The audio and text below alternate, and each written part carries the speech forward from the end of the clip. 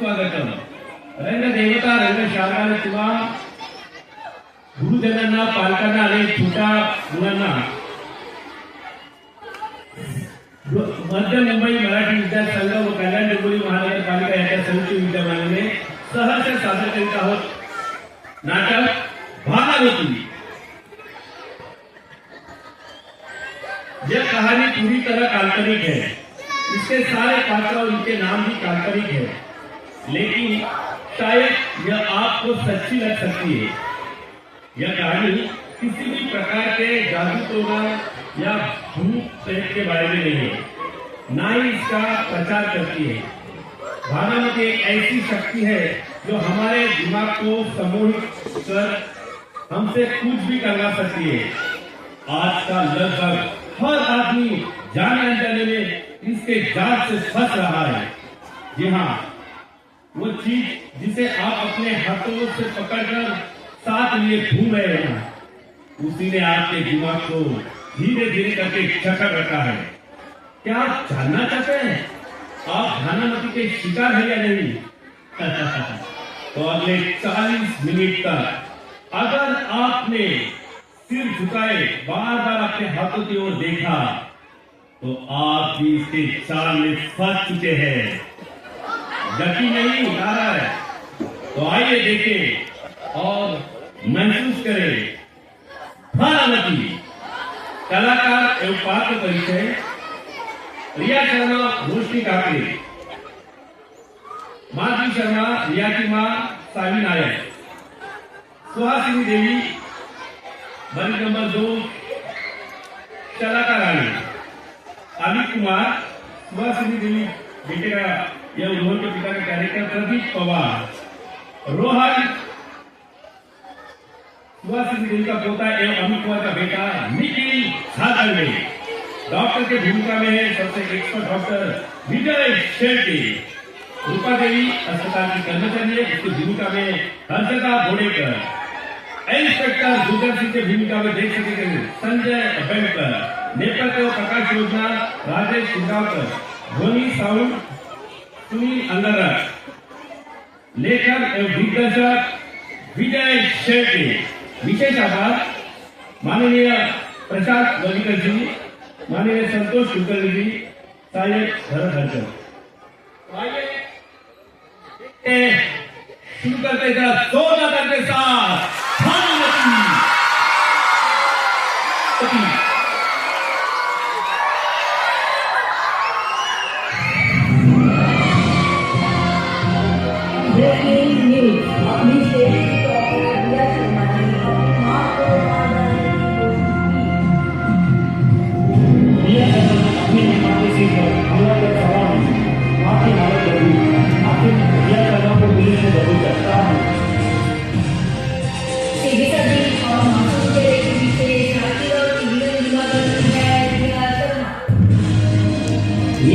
माफी जिस पर हमला करते हुए पड़ा, वहां की हालत समझी. आपकी लीला को पुलिस ने दबोचा. Star news.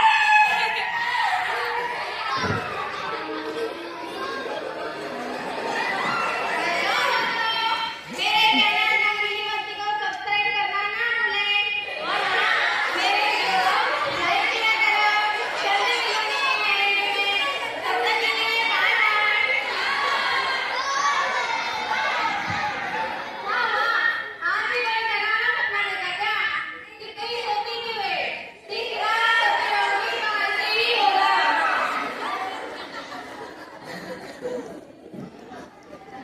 रूपा, तेरा वीडियो आज जल्दी बनाते हो गया लगता है। 3 दिन से मैं देख रही हूँ, तू लोगों से झूठ बोल के गंदी बातें और गलत वीडियो बनाती है। काम तो तू काम करती है, दिन भर इस मोबाइल में ही पड़ी रहती है। देखना, एक दिन तेरी ये आदत तेरा काम छुड़वाएगी। मेरे तो 100 सब्सक्राइबर है और 500 फॉलोअर है। मेरे वीडियो को 1.5 लाइक्स मिलते हैं और कुछ ही दिनों में मैं इतनी फेमस हो जाऊंगी कि मुझे ये काम करने की जरूरत ही नहीं पड़ेगी। मैं तो डॉलर में खेलूंगी, डॉलर में।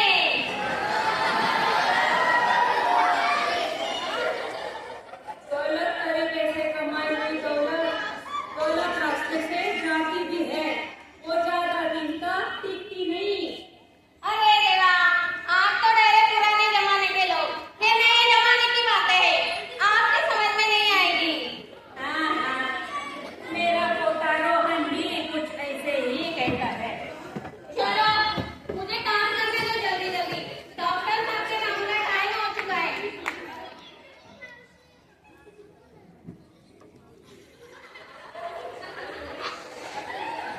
लगता है इससे पहले मैंने देखा।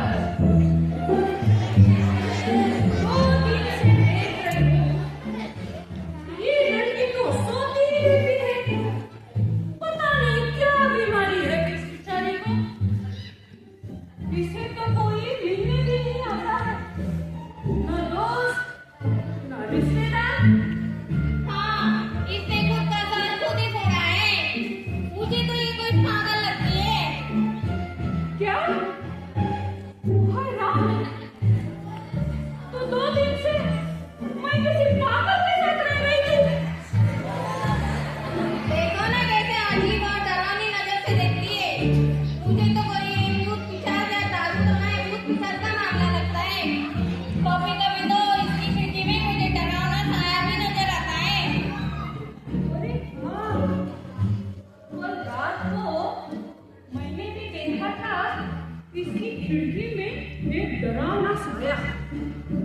ओके हाँ, मैं डॉक्टर साहब से बोल के मेरा रूम बदल लूंगी, कहीं ये मुझे कुछ कर दे।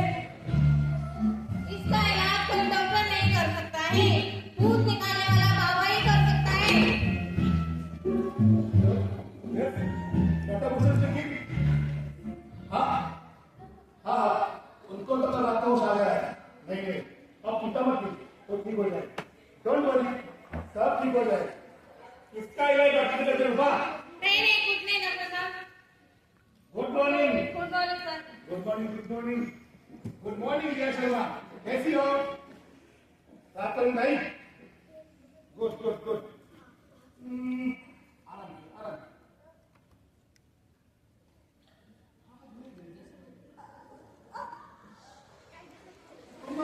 ठीक हो चुकी। हाँ हाँ, अब मैं तुम्हारी रिपोर्ट बना दूंगा, तुम्हें 1-2 दिन में टेस्ट मिल जाएगा। डॉक्टर साहब, मुझे ना मेरा कमरा बदल के चाहिए। मैं और 2 दिन नहीं रह सकती। क्यों, क्या was matter with you? Is there any problem here? नहीं, ऐसी कोई बात नहीं है, लेकिन मुझे यहाँ नहीं रहना है। नहीं तो आप मुझे डिस्चार्ज ही दे दो। हाँ, मुझे पहले आपका चेकअप करना चाहिए, ऐसे कैसे?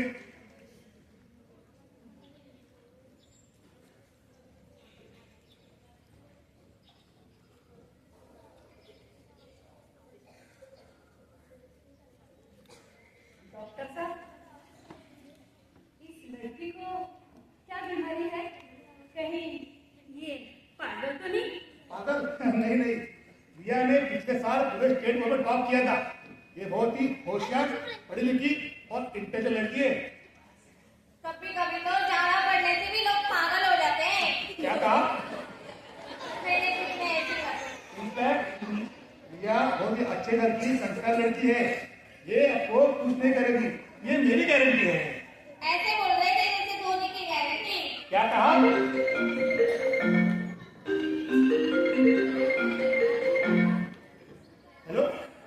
क्या? कब? ओ नो, हाँ, मैं अभी प्रेजेंटेशन रेडी करने बोलता हूँ। नहीं, डोंट वरी, सब ठीक हो जाएगा। डॉक्टर साहब, क्या बात है? क्या बताऊँ आपको फॉर्चूनेटली देवी, ये आजकल के बच्चे भी ना, डॉक्टर नेहा ने अपने बेटे सूरज को ऑनलाइन गेम खेलने से रोका, तो उनके 16 साल के बेटे सूरज ने अपनी गैलरी से छलांग लगा दी। अब उसकी हालत बहुत गंभीर है, मुझे अपना पेशेंट रेडी करना है। चलो।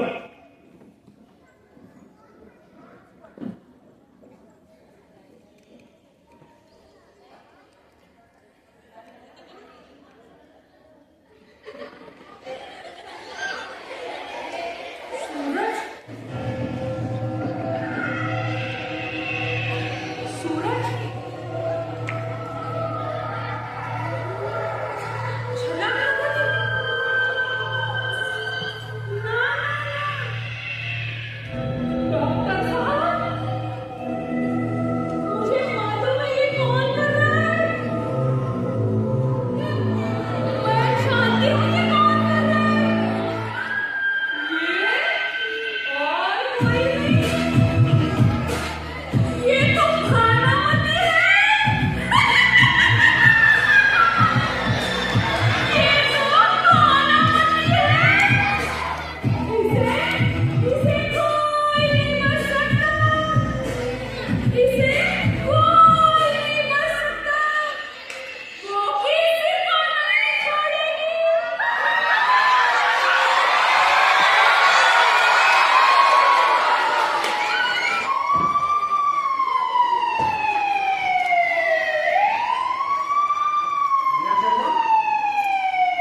तो तुम हो गया समझा।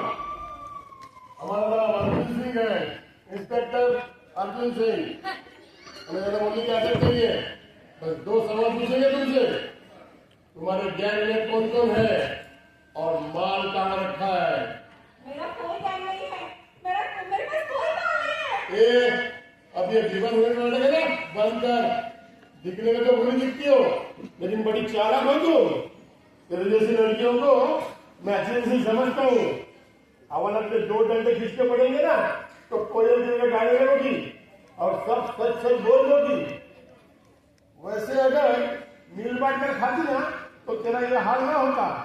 अब भी समय है, मार तो करते हैं आधा आधा, 50-50। तुझे कल ही छोड़ देंगे, तेरे बाप को भी कुछ नहीं करेंगे। बोलो है मंजूर? मैं सच कह रही हूँ, मेरे पास कुछ नहीं है। ठीक है, तेरे खिलाफ तो हमने सारे सबूत इकट्ठा कर लिए हैं। बस साइबर क्राइम वाले भी इस केस में हाथ धो के पीछे पड़े हैं, उनकी भी जांच शुरू है। बस एक बार फिर यहाँ से डिस्चार्ज मिल जाए, फिर हवाला में इस तरह से पीटेंगे कि चीखोगी, चिल्लाओगी और नहीं किए गुना अपने आप कबूल करोगी। मेरी माँ की कसम खा कर कहती हूँ, मैंने कुछ नहीं किया है। माँ की कसम? इसकी माँ तो वहाँ अस्पताल में बेहोश पड़ी है और होश आते ही तेरा नाम मिलती है? हमें क्या, अब तो डॉक्टर साहब ने भी रिपोर्ट दे दी है, कल ही तुझे छोड़ देंगे। यहाँ साइन करो। तुम पर धारा 307 अटेम्प्ट ऑफ मर्डर और धारा 420 धोखाधड़ी के केस लगे हैं। ज्यादा सोचो ना, साइन करो इधर।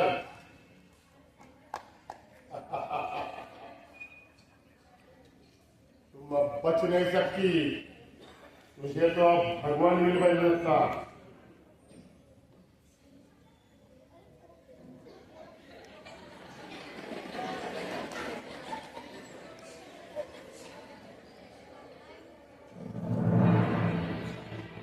तुम कौन हो? और ये स्पेशल का इंस्पेक्टर? आपको क्या करना है? आप अपना काम कीजिए। ऐसी बातें करते हैं बड़े लोगों से क्या?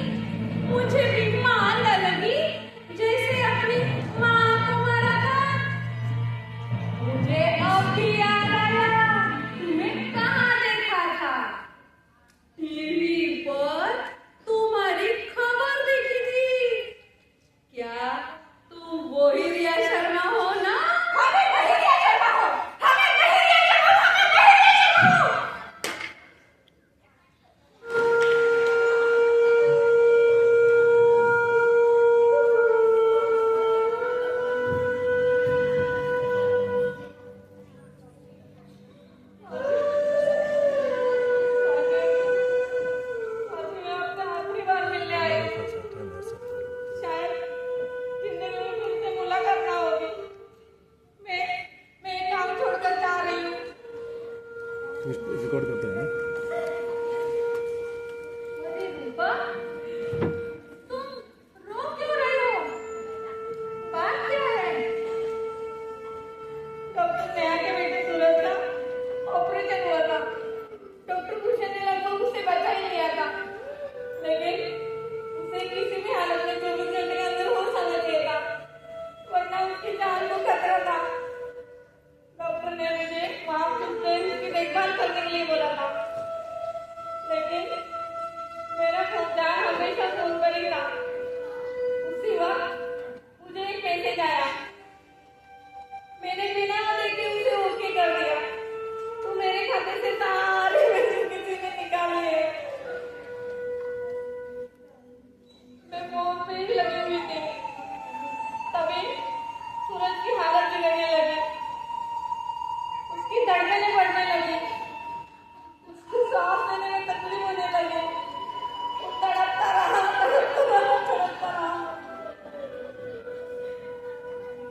लेकिन मेरा ध्यान इस फोन पर ही था। हे भगवान, मैं उसके मौत की जिम्मेदार हूँ। मेरी वजह से उसकी जान गई है। मैं जिंदगी भर ये गुनाह में जीती रहूंगी। मैंने ये बात किसी को नहीं बताई, लेकिन ये बोझ दिल पे लिए मैं नहीं जी सकती। मेरा भी परिवार है, बच्चे हैं, उनके लिए मुझे जीना है। ये बात आपको बताकर शायद मैं चैन से सोचूंगी। ये तुमने क्या कर दिया? कितनी बार तुम्हें समझाया, लेकिन हम बूढ़ों की बातें तुम्हें बुरी लगती है। हमारा समझाना तुम्हें टोकना लगता है। आए दिन खबरें आती रहती हैं। मोबाइल पे बात करके ड्राइविंग करने से एक्सीडेंट में पूरे परिवार की मौत। हेडफोन कान में लगा के रेल पटरी क्रॉस करने पर कितनी सारी जाने गई है। अरे क्या इतनी सस्ती हो गई है जिंदगी? नहीं, ये तो भानामती है। हाँ, ये तो भानामती ही है। क्या भानामती? हाँ, मेरा पोता रोहन मुझे जान से भी प्यारा, बड़ा ही नटखट, बड़ा हंसमुख था। मेरा बेटा और मेरे बहू ज्यादातर घर से बाहर ही रहते थे, बिजनेस करते थे। बड़ा घर, गाड़ी, नौकर चाकर, सब कुछ था उनके पास। बस अपने बेटे रोहन को देने के लिए सिर्फ समय ही नहीं था। जैसे जैसे रोहन बड़ा होता गया, उसमें भी काफी सारे बदलाव आते गए। कुछ दिन पहले की बात है, जब मैं हरिद्वार गई थी, तब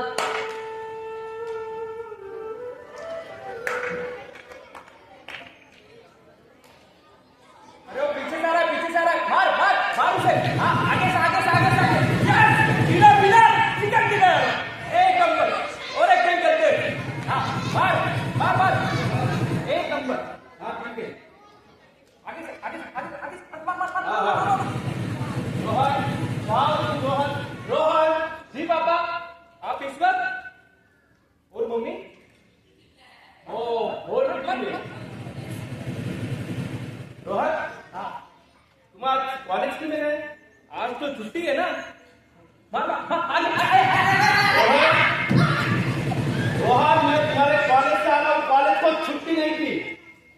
हाँ पापा, वैसे भी आजकल कुछ पढ़ाते नहीं है, तो अब तो छुट्टी है ना? मैं तुम्हारे कॉलेज में पीटीएम कर रहा। हाँ, पीटीएम। पापा आपको पता है, मेरी वो दोस्त लिया नहीं कर लिया, वो पीटीएम को क्या बोलती है? पेरेंट टीचर मारेंगे। रोहन, मैं तुमसे बात कर रहा हूँ, तुम फोन पे लगा हो। पापा बस 2 मिनट, मैं इस मिशन पे हूँ, बस 2 मिनट, प्लीज प्लीज। बैकअप दो, इम्पोर्टेंट 2 मिनट छोड़ के आया हूँ। तुम्हें उसका जरा भी याद है? पापा बस 2 2 मिनट, मैं मीटिंग में हूँ, बस 2 मिनट, मिशन कंप्लीट हो जाने दो बस। अरे तुम्हारा क्लास टीचर ने इमरजेंसी फोन करके मुझे बुलाया और बताया कि तुम क्लास में सोते हो। इसमें मिस ब्रिगेंजा ने, लेकिन उन्होंने तो उनका नाम कोमल त्रिपाठी बताया था। हाँ पापा, वो सानिया नहीं क्या, वो मिस ब्रिगेंजा जरा स्ट्रिक्ट है ना, इसलिए उसका नाम को मिस ब्रिगेंजा रखा था। मार मार मार मार मार मार। पापा तुम्हारा रिपोर्ट कार्ड मिला है, देखो। तुम फेल हो गए हो, और 2 सब्जेक्ट में तुम अब्सेंट भी थे। हाँ, मैं कॉलेज में पिछली बेंच पे जाके सोता हूँ ताकि सारे दोस्त मेरे फॉरेन से, जब यहाँ रात होती है ना तो वहां दिन होता है, और कभी कभी तो मुझको सुबह उठा भी नहीं जाता। अब आपको मिल गया ना सब सवाल, मेरा फोन दीजिए यार। अरे हमने तुम्हारे पढ़ाई के लिए क्या नहीं किया?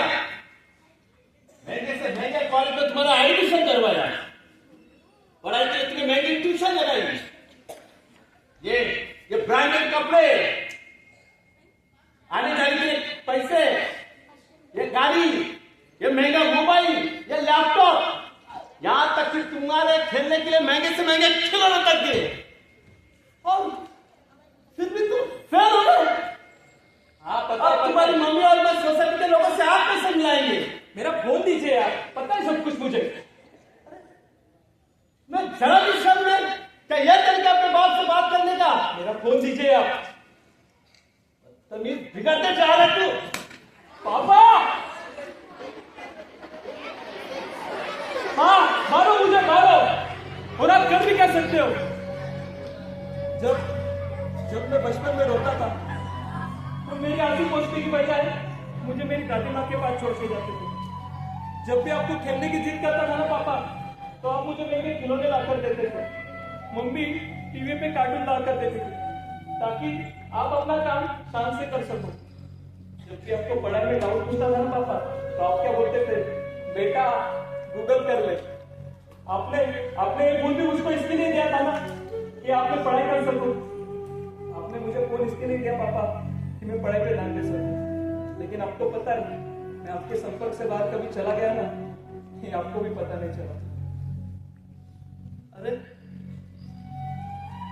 पर ये बेटा, हम सब तुम्हारे भविष्य की नजर कर रहे थे। तुम बच्चे क्या जानेंगे हम माँ बाप का दर्द। अब बस हो गया, अब मैं यहाँ तुम्हें एक पल भी नहीं रखूंगा। बस तुम्हें आज भी धैर्य तुम भेज दो पढ़ाई के, तुम्हें जाना होगा, समझे? मुझे कहीं नहीं जाना है, मुझे बस मेरा फोन दीजिए यार।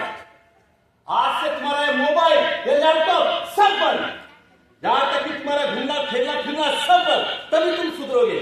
पापा आप मेरा फोन देते हो या नहीं? नहीं। पापा आप मुझे मेरा फोन देते हो या नहीं? नहीं। पापा आप मुझे मेरा फोन देते हो या नहीं? अच्छा, ये सब गड़बड़ी इस फोन के कारण हो रही ना, ये सब गड़बड़ी इस फोन के कारण हो रही ना। ये ले तुम्हारा फोन। पापा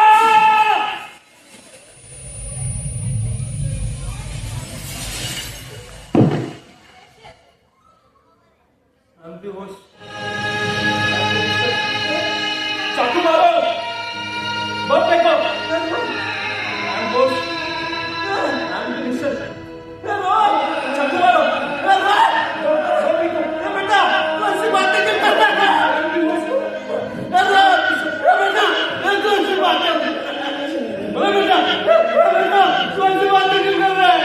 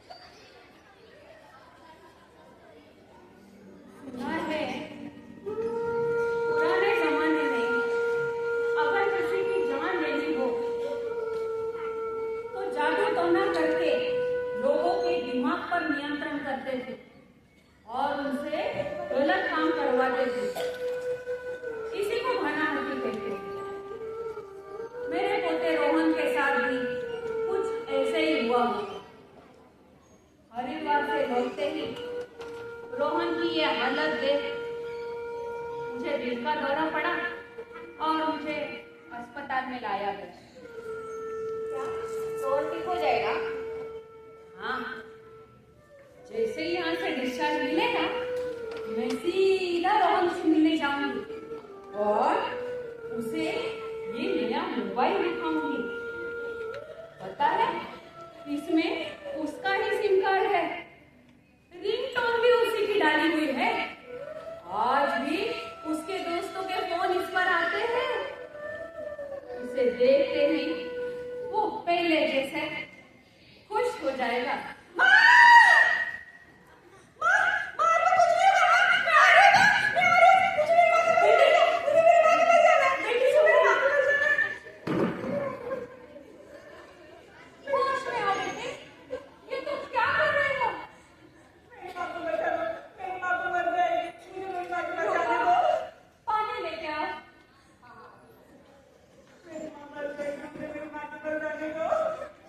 भगवान सब ठीक कर देंगे, तुम्हारी माँ को कुछ नहीं होगा।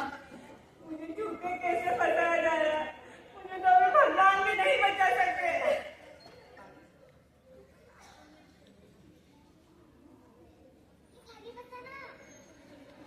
भरोसा रखो बेटी, लेकिन ये बताओ आखिर बात क्या हुई है?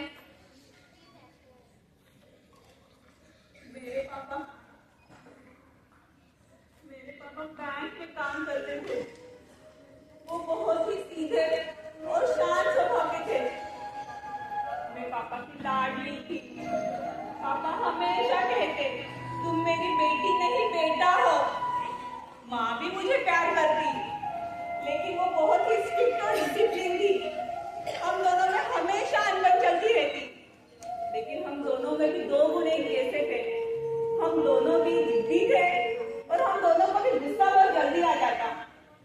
लेकिन पापा मेरी हर जिद पूरी किया करते थे कि मैं उनकी लाडो जो थी, और मैं पढ़ाई में भी हमेशा अव्वल आती थी। कुछ दिन पहले की बात है।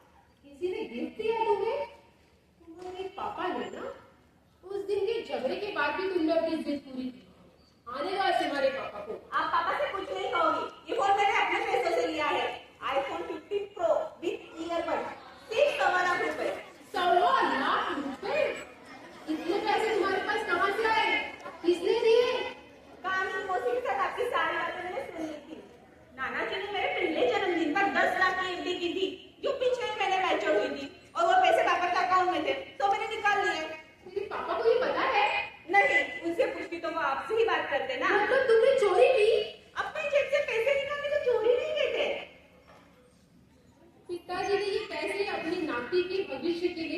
सुरक्षित रखी थी ताकि कठिन समय में उसके काम आ सके। और तुमने मेरे लिए यही कठिन समय था। आपको पता है, आप एक रील मास्टर की तरह हाथ में न दिखने वाला चाबी लिए हमेशा मेरे पीछे पड़ी रहती हो। ये करो, ये मत करो, इससे मत मिलो, इससे बात मत करो, यहाँ मत जाओ। हमेशा पढ़ाई पढ़ाई और पढ़ाई, हर बात में मुझे टोकती रहती हो। एक मोबाइल ही मेरा सच्चा साथी था, जिसके सहारे मैं अपने दोस्तों से बात करती तो मुझे बड़ा अच्छा लगता था। मोबाइल से खींची सेल्फी से कुछ पल के लिए ही सही मेरे चेहरे पर मुस्कान आ जाती थी। मोबाइल से अपने दोस्तों के साथ वीडियो बनाने पर मुझे अलग से खुशी महसूस होती थी। लेकिन आपने मुझसे वो भी छीन ली। अरे तुम्हारे नाच कब आने लगे थे? तुम रात रात भर मोबाइल पे लगी रहती थी। मुझे लगता था तुम पढ़ाई कर रही, लेकिन तुम तो टाइम वेस्ट कर रही थी। कि मैंने तुम्हें नया मोबाइल दिया था ना? हाँ, वो डब्बा जिसमें मेरी डरावनी तस्वीरें आती थी। 2 वीडियो निकालने पर उसकी सारी मेमोरी फुल हो जाती थी। मेरे सारे दोस्तों के पास एक से बढ़कर एक गैजेट थे। रोहन 65%, उसके पास आईपैड मैकबुक। सानिया 70%, उसके पास आईफोन 15 प्रो। और सूरज 60%, उसके पास भी आईफोन स्पेशल एडिशन। सबके पास एक से बढ़कर एक गैजेट थे। वैसे मेरा मोबाइल देख के मुझ पे हंसते थे, मेरा मजाक उड़ाते थे। इसीलिए मैंने हाथ से नया मोबाइल मांगा तो आपने झगड़ा करने मना कर दिया। वो सब बड़े घर के लोग हैं। किसी के पापा बिजनेसमैन है, किसी की माँ डॉक्टर है, किसी की दूध की फैक्ट्री है तो किसी का मॉल में शॉप। और तुम्हारे पापा बैंक में क्लार्क। हमने सिर्फ तुम्हें वहाँ पढ़ाई के लिए भेजा और कुछ नहीं। मैं भी कुछ कम नहीं हूँ, मेरे पास ही बहुत रुपए हैं। अब मुझे मेरी जिंदगी अपने तरीके से जीने दो। आपको सिर्फ मेरे पढ़ाई के नाम से मतलब है ना, तो इस बार मैं आपको टॉप करके दिखा दूंगी। लगा लो शर्ट। शर्ट? तुम शर्ट लगाना चाहती हो तो एक ही शर्ट लगाओ। मैं भी देखती तुम कैसे जीती हो। अगर तुम जीती तो वो सारे पैसे तुम्हारे। मैं तुम्हें कभी नहीं टोकूंगी और तुम जो चाहे वो कर सकती हो। लेकिन शर्ट क्या है? क्यों डर गई? तुम तो बहुत इंटेलिजेंट समझती हो ना। ऐसी बात है तो मुझे आपकी कोई भी शर्ट मंजूर है। लेकिन याद रखो, अगर तुम शर्ट हार जाओगी तो? मैं कभी नहीं हारती। अगर तुम हार गई तो मैं जैसा कहती तुम्हें वैसा ही करना पड़ेगा और कुछ नहीं। लेकिन शर्ट क्या है? ध्यान से सुनो। अगले 7 दिनों ना तो तुम मोबाइल, ना कंप्यूटर, ना किसी गैजेट का इस्तेमाल करोगी, ना तो किसी दोस्त से मिलोगी, ना ही बातें करोगी। अगर तुमने ऐसा किया तो तुम शर्त हार जाओगी। है मंजूर? ये भी कोई शर्त है? है मंजूर? मुझे सोचने दो। है मंजूर तो अभी बोलो। ठीक है, लेकिन अगर मैं शर्त जीत जाती हूँ तो आप अपनी बात से मुकरना मत। कभी नहीं। मैं भी तुम्हारी माँ हूँ और जीतने के लिए कुछ भी कर सकती हूँ। आज से, अभी से शर्त शुरू।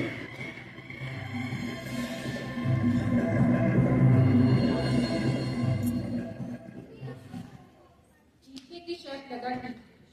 इनसे कहते अगर टॉप लाओ तो ये जरूर जीत जाए। लेकिन मैं भी इसकी माँ हूँ और जीतने के लिए कुछ भी कर सकती हूँ।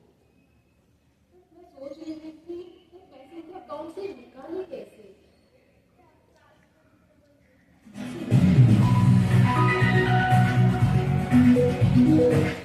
के पापा का फोन। हेलो हेलो हेलो माजी, रिया कहाँ है? अपने कमरे में क्यों? क्या हुआ? पिछले कुछ दिनों से हमारे बैंक के कस्टमर्स के लाखों रुपए कोई तो है जो ऑनलाइन बुकिंग करके निकाल रहा है। कल मेरे भी अकाउंट में 1.25 लाख रुपए किसी ने निकाल लिए। मैंने पुलिस में कंप्लेंट की तो जांच के दौरान तुम्हें यह सबूत मिला कि ये सब रिया ही कर रही है। और मेरे खाते में इतने सारे रुपए कहाँ से आए? उन्होंने पूछताछ के लिए मुझे पकड़ रखा है और ये सब ऑनलाइन की चोरी रिया ही कर रही है बोलकर उसे पकड़ने घर आ रही है। पुलिस कह रही है। हेलो हेलो रिया के मामा। हेलो वापस कॉल करती हूँ।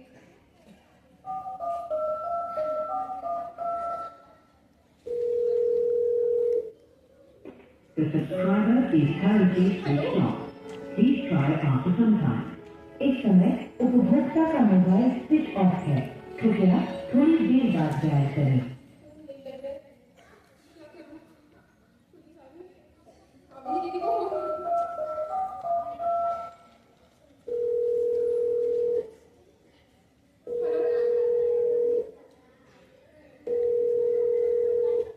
हेलो हेलो दीदी, ठीक है?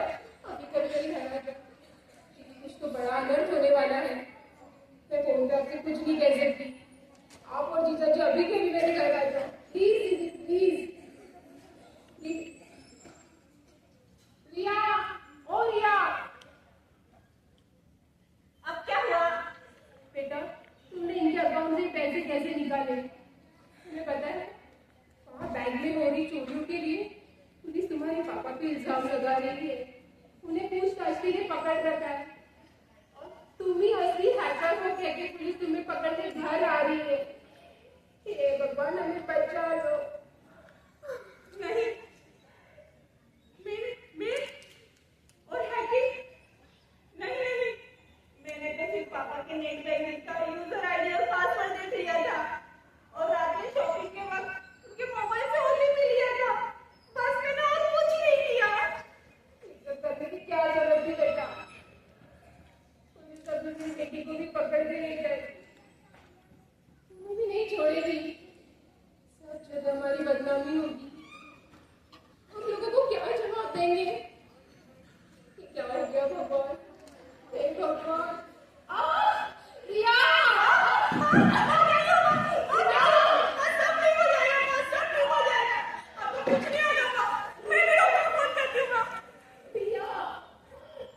अगले 7 दिनों तक तुम ना मोबाइल ना कंप्यूटर ना तो किसी गैजेट का इस्तेमाल करोगी, ना अपने किसी दोस्त से मिलोगी, ना बातें करोगी। अगर तुमने ऐसा किया तो तुम शायद हार जाओगी, हार जाओगी, हार जाओगी, हार जाओगी।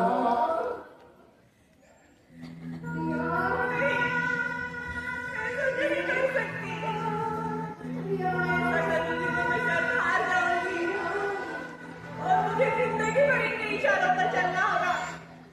मैं ऐसा नहीं कर सकती। मैं कभी नहीं हार सकती।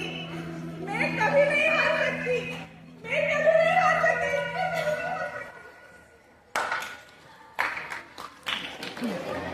ब्रेकिंग न्यूज अपनी सेफ्टी और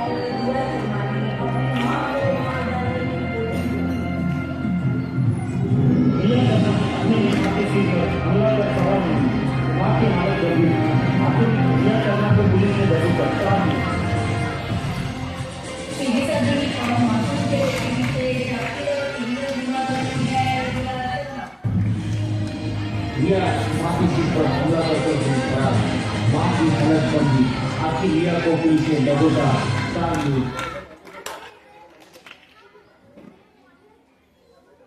अरे बेटा, तुम्हारी माँ को क्या हुआ? मेरी माँ को मैं बचाने गई थी तो पुलिस ने मुझे पकड़ लिया और वहां घर पर कामिनी मौसी और चाचा आ गए। पुलिस ने मुझे बहुत मारा, बहुत टॉर्चर किया। मैंने अपना सर खुद ही फोड़ लिया तो वह यहाँ हॉस्पिटल में इलाज करने के लिए लेकर आ गए। तुम्हारे पापा क्या हुआ? मेरे पापा को भी पुलिस ने बहुत मारा, लेकिन उनके खिलाफ कोई सबूत न मिलने पर फिर उन्हें छोड़ दिया। वो जो खिड़की में साया दिखता है ना, वो मेरे पापा है, लेकिन मैं उससे नहीं मिलना चाहती। अब तुम्हारी माँ कैसी है? आज शरद का 7वां दिन है और कल ही मुझे पता चला है मेरी माँ आईसीयू में है। जब भी होश आता है मेरा ही नाम लेती है, मुझे ही पुकारती है। मुझे उनसे मिलना है, लेकिन मैं क्या करूं? मैं क्या करूं? तुम लोगों पर ये भनामती का ही असर है। क्या मोबाइल जीवन में इतना महत्वपूर्ण है कि उसके सिवा जिया ही नहीं जाएगा? खाना खाते वक्त, बस में, ट्रेन में, चलते समय और वक्त मोबाइल देखते रहना, ये ना मिले तो बेचैन हो जाना, जरूरत नहीं फिर भी उसके साथ समय बिताना, ये तो अनामती ही है। मुझसे गलती हो गई, बहुत बड़ी गलती। मुझे माफ कर दो।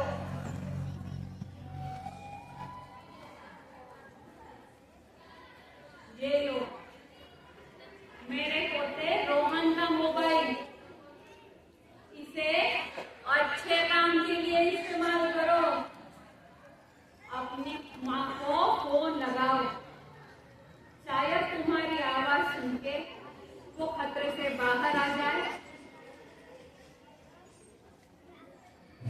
अगले 7 दिनों तक तुम ना मोबाइल ना कंप्यूटर ना तो किसी गैजेट का इस्तेमाल करोगी, ना अपने किसी दोस्त से मिलोगी, ना बातें करोगी।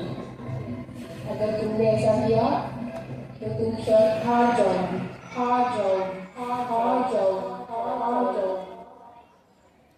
क्या सोच रही हो? शोर हार जाओगी?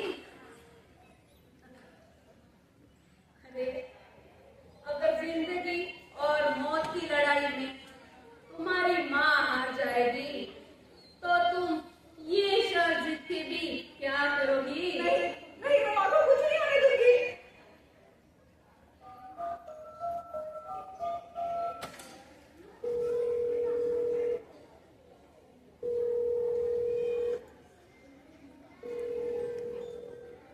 मौसी मौसी, माँ को फोन दीजिए, उनसे कहिए मैं उनकी रिया बोल रही हूँ। माँ माँ, मुझे माफ कर दो माँ, मुझे माफ कर दो, मुझसे बहुत बड़ी गलती हो गई, बहुत बड़ी गलती। जिस बेजान चीज को मैं अपना साथी समझती थी वो तो सिर्फ एक छलावा था माँ। मुझे आप चाहिए माँ, सिर्फ आप चाहिए।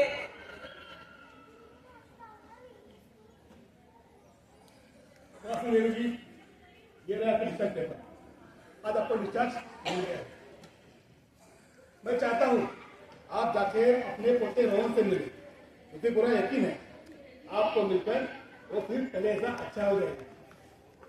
भैया, मैंने तुम्हारी रिपोर्ट बना दी, तुम्हें भी आज ही डिस्चार्ज मिल जाएगा, लेकिन तुम्हें पुलिस किसी भी वक्त ये हाल लेने आती होगी। आई एम सॉरी, मैं तुम्हारे लिए कुछ न कर सका। ये लोग इसी तरह मनामती के शिकार होते रहेंगे। डॉक्टर साहब, क्या हम कुछ भी नहीं कर सकते? जी हाँ, मैं जानता हूँ ये लोग उसके जाल में फंस चुके हैं। चंद मिनटों की वीडियो या रील बनाने के चक्कर में ये लोग अपनी इज्जत और जान दोनों दांव पे लगा देते हैं। सोशल मीडिया पे अपना स्टेटस या स्टोरी दिखाने की जैसे कई लोगों में शर्त लगी है, जाने अनजाने ये दुनिया के सामने अपने सारे व्यक्तिगत राज खोल देते हैं।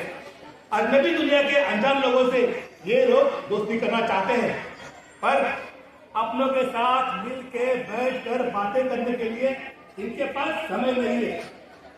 मुझे तो डर है मोबाइल के एडिक्शन भविष्य में हमारे देश के लिए सबसे बड़ी समस्या न बन जाए।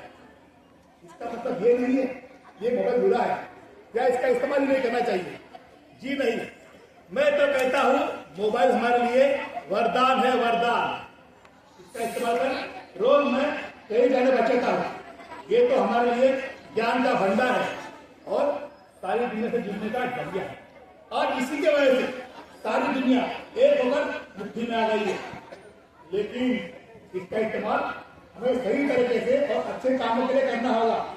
अगर हमने इसका इस्तेमाल गलत कामों के लिए किया तो ये हमारे लिए कभी खतरा बन सकता है। ये आप पर निर्भर है कि आप क्या चाहते हैं।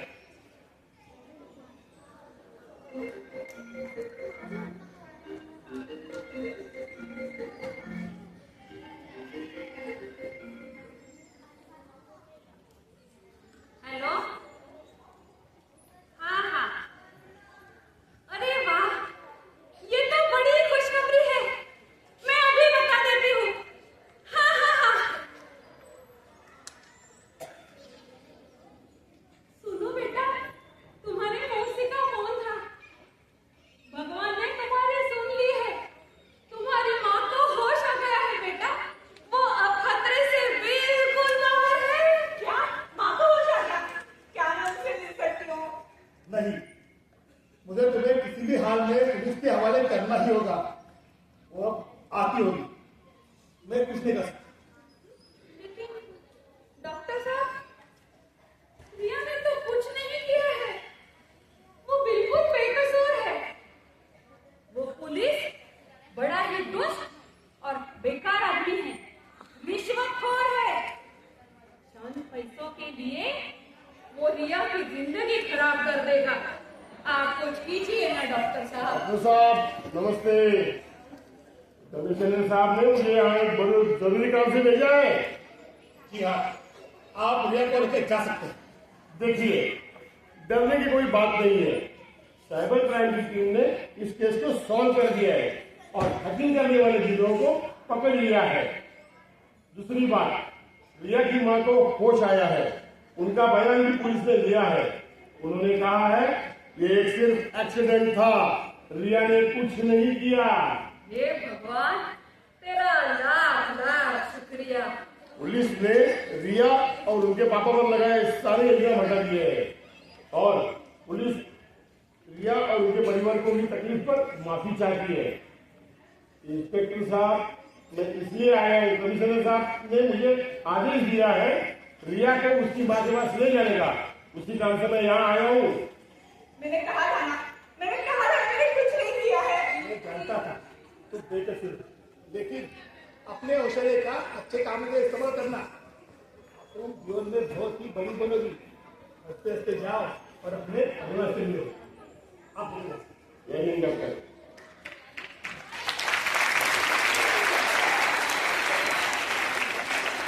डॉक्टर साहब, आपको न जाने कितने दिया रोहन और सूरज को बचाना है। मेरी प्रार्थना सदा ही आपके साथ रहेगी। रूपा, चलो। दोस्तों, ये नया जमाना है और ये नए जमाने की टेक्नोलॉजी। अगर हमें जमाने के साथ चलना है तो इसे अपने हाथों में लेकर चलना ही होगा। देखा ना, बस 40 मिनट भी आप इससे दूर नहीं रह सके ना। इसका इस्तेमाल हमें करना है, लेकिन अच्छे तरीके से और अच्छे कामों के लिए, वरना ये भानुमति आप पर कभी नहीं हो सकती है। याद रखना।